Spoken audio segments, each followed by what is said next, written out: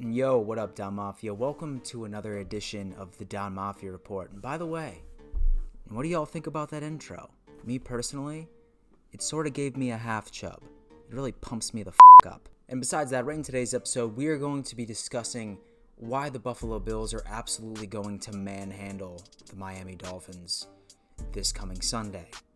And I know, last video that I did about the first matchup of the Buffalo Bills and the Miami Dolphins, I was completely wrong. But you know what? I am getting very, very confident about this week's matchup. In fact, I have a feeling that we're about to smack around Ryan Fitzpatrick as if he was our spoiled nephew in a Toys R Us. It's about to be that bad, ladies and gentlemen. And say that I am wrong. If I am wrong, then I want all the smoke. Talk all the shit that you want, but you know what? That's how much confidence that I have in the Buffalo Bills that we are about to beat the ever-living out of the Miami Dolphins this coming Sunday. And so, like I said, we really do have a very exciting show for you today, but I am a little thirsty. Oh. So what do you ask? Yeah, I am actually drinking a Sophistry, an IPA that is exclusive to Minneapolis, Minnesota. And I know what you're thinking. Dan, how the hell is a guy from South Carolina drinking a beer that is exclusively sold to people from Minnesota? Well, I'll tell you exactly how. It's this great app called Tavour, which just so happens to be the sponsor of this video. So this company, Tavour, is this awesome app that delivers some of the rarest craft beer in the United States right to your front doorstep. And I'm talking about craft beer that you cannot find at your local grocery store. It's super, super simple. All you do is download the app and you open it, scroll through some of the rarest craft beers that you can find in the United States, choose what you want, and then Tavour will send it to your doorstep. It's that easy. And these guys actually sent me some of their IPAs, and let me tell you what, I am absolutely in heaven. They really hooked it up. And not only did they hook me up, but they are hooking up the Don Mafia as well. Soon as when you spend your first $25 on the app, then Tavour is going to give you a $10 credit. And the only thing that you need to do is type in the promo code Don Mafia once you download that app. If you think about it, it's really like I'm buying you a beer. Who doesn't want that? If you love craft beer, then you need to download Tavour today. Now, like I said, ladies and gentlemen, we have a very exciting show today. We're going to be looking at a couple of observations for the matchup between the Buffalo Bills and the Miami Dolphins this upcoming Sunday. But first, we need to talk about the incident that happened on Thursday Night Football. Move over, Vontae's perfect. There's a new piece of in town. His name is Myles Garrett. Last Thursday night, the Cleveland Browns' Myles Garrett went full psychopath on the Pittsburgh Steelers' Mason Rudolph. He ripped the man's helmet off and continued to beat his head with it. This legitimately looked like it was ripped off of NFL Street on PS2. And so the NFL finally did end up responding, and currently Myles is suspended indefinitely, at least for the remainder of this season, and if they were to make the playoffs. But let's be real, the Browns are not making the playoffs this year. If I was a gambling man, I guarantee you that Myles will be suspended for more than just the remainder of the season. Say that I had to guess, he's probably looking at a full 16-game suspension, and I'm not seeing him come back at least until week 9 or week 10 of next year. It was absolutely terrible what he did this past Thursday. Mason Rudolph obviously wasn't too happy about this. In fact, during his press conference, he did say that Myles was a coward. But let's look at this objectively. At the end of the day, Mason didn't get hurt. He was fine. And Myles technically did him a favor because the media completely ignored the fact that Mason Rudolph probably had one of the worst quarterback performances in the 2019 season, dropping 4 interceptions to the Cleveland Browns. So at the end of the day, while what Myles did to him was super up, he did him a favor. Well, everyone, now on to our main story. The Miami Dolphins are on a hot streak. if that is what you want to call it. Ryan Fitzpatrick is leading a team that was once thought to be tanking to actually having a respectable season of at best 4-12. It's a lot better than 0-16, let's be honest with ourselves. And our beloved Bills, on the other hand, we are recovering from a heartbreaking loss against the Cleveland Browns, and we are looking to rebound and go 7-3 as we travel down to Miami. So while doing my research of this game, I thought that I would bring up just a couple of points that I thought that would serve us as some fantastic observations while we prepare for this Sunday matchup.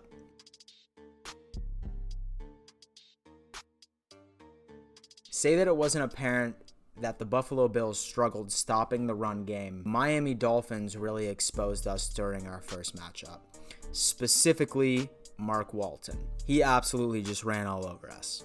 And it almost even seemed like a curse, because soon as when he was able to show some type of competent production, each and every single running back that we faced weeks later did the exact same damn thing to us. Luckily for the Bills, Walton is injured, and he is not expected to play on Sunday. So the Miami Dolphins are going to have to rely on Kalen Ballage, who just so happens to have the worst yard per carry in the entire NFL, sitting at 2.6 yards per carry. If there is any game this year where the Buffalo Bills run defense can look good, it is going to be this Sunday. This is the opportunity for the Bills to gain some confidence and really just stuff the run down Miami's throat and make Fitzmagic go to the air where he needs to test our secondary. Say that they can establish the run like they did during that first week's matchup, then play action is going to be completely out of the picture, and Ryan Fitzpatrick is really going to struggle in the air. Hence, this blowout that is going to happen.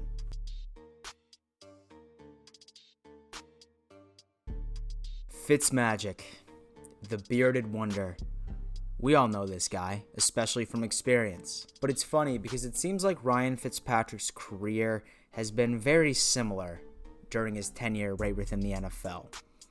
He shows spurts of brilliance, dominance, dominates teams, embarrasses teams, but there's one common denominator. There's at one point in every season he plays where he goes from MVP to dud. He always finds a way to crash and burn and just look absolutely terrible.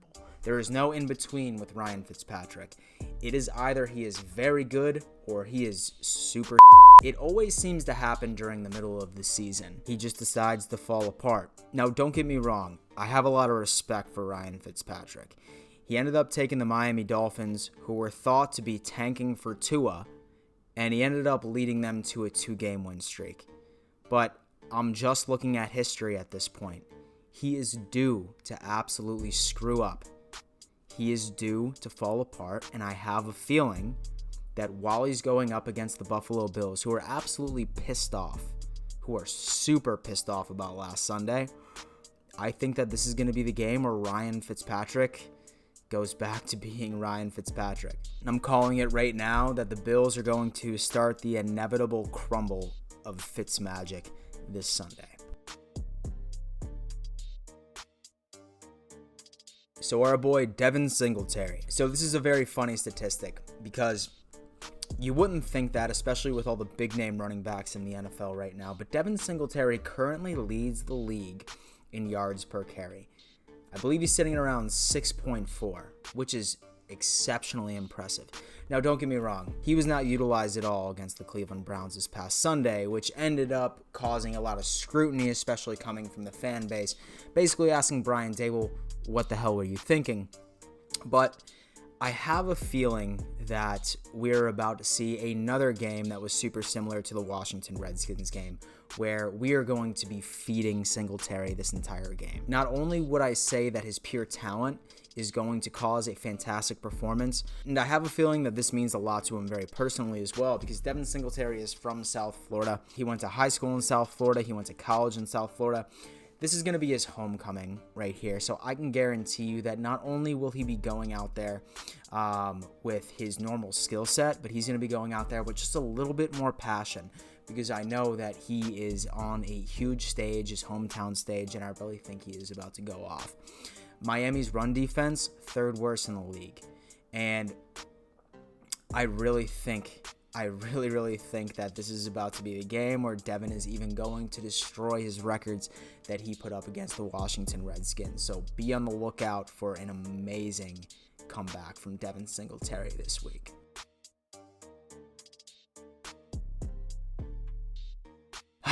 Josh Allen, baby. Josh Allen. Now, we all know that he's been subject to a lot of scrutiny the past couple of weeks. Half of the Bills fans are talking about how much Dable sucks, and half of the Bills fans are saying how Josh Allen is a bust. Now, whoever is saying that Josh Allen is a bust, go f*** yourself. He is not. He is absolutely not a bust, and let me tell you why. I've said this in several other videos that Dable has had Josh on a leash due to the fact that he had a couple of bad games his first week. Regardless, he brought us a 3-0 those first 3 games, but he had a lot of turnovers, a lot of interceptions. It was funny because we ended up watching an interview where Josh reiterated exactly what Sean McDermott said and said that he wants the entire team to play fearless, which, in my opinion, what I gathered from that is they're letting Josh loose. They're just simply letting him loose. And I couldn't be more happy than that. Don't get me wrong, so many people were upset with his interceptions during the beginning of the year. They really were. But while he only had 1 interception the past 4 or 5 games, he just wasn't the same guy. Wasn't taking risks. And it almost seemed like he was like tiptoeing on eggshells trying to make sure that he wasn't making mistakes. And we're not in the business of doing that. We're really not in the business of doing that. We need to have Josh go out there and be that playmaking dude that he is. And I have a feeling that he's going to be unleashed. He's going to be playing fearless.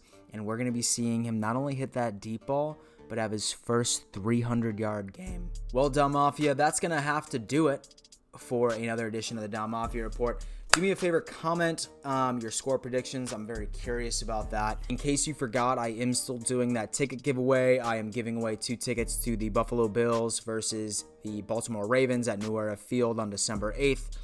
If you want to enter, you need to subscribe to this YouTube channel, screenshot proof that you're subscribed, and tweet me at RealDanMitchell, Don Mafia giveaway, and that gets you into the contest. I will be drawing the winner on Black Friday, the day after Thanksgiving, and the day after the Dallas Cowboys game, so stay tuned for that. Thank you for tuning in to yet another edition of the Dom Mafia Report, and let's go Buffalo.